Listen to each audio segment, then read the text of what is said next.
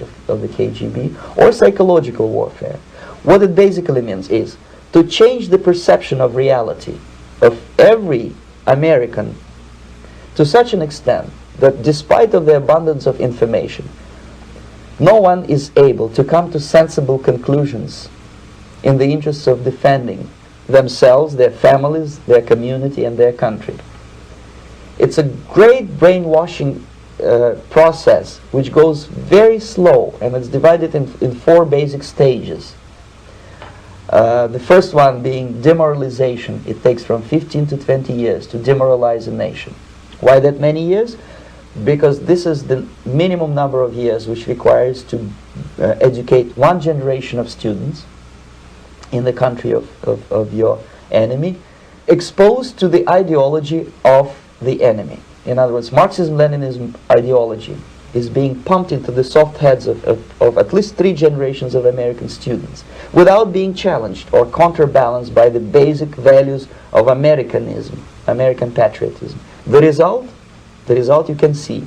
Most of the people who graduated in the 60s, dropouts or half-baked intellectuals, are now occupying the positions of power in the government, civil service, business, mass media, educational system.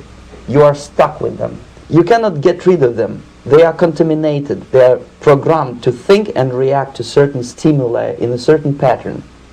You cannot change their mind, even if you expose them to authentic information, even if you prove that white is white and black is black. You still cannot change the basic perception and the logic of behavior. In other words, these people, the process of demoralization is complete and irreversible.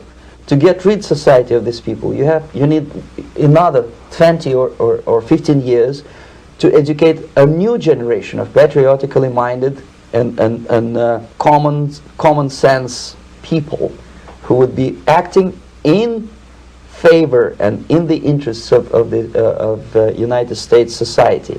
And yet these people who've been programmed and, as you say, in place, and who are favorable to an opening with the Soviet concept, these are the very people who would be marked for extermination in this country? Most of them, yes. Simply because the psychological shock when they will see in future what the beautiful society of equality and social justice means in practice, obviously they will revolt. They will be very unhappy, frustrated people, and the Marxist-Leninist regime does not tolerate these people. They will join the links of dissenters, dissidents. Unlike in present United States, there will be no place for dissent in future Marxist-Leninist America. Here you can get popular like Daniel Ellsberg and filthy rich like Jane Fonda for being dissident, for criticizing your Pentagon. In future, these people will be simply squashed like cockroaches.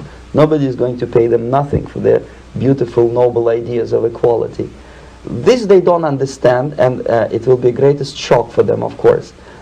The demoralization process in the United States is basically completed already. For the last 25 years.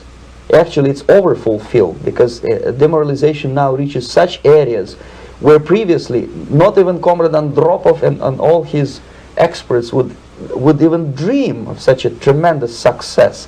Most of it is done by Americans to Americans, thanks to lack of moral standards. As I mentioned before, exposure to true information does not matter anymore. A person who was demoralized is unable to assess true information. The facts tell nothing to him. Even if I shower him with information, with authentic proof, with documents, with pictures, even if I take him by force to the Soviet Union and show him concentration camp, he will refuse to believe it until he is going to receive a kick in his fat bottom. When a military boot crashes then he will understand, but not before that. That's the tragic of the situation of demoralization.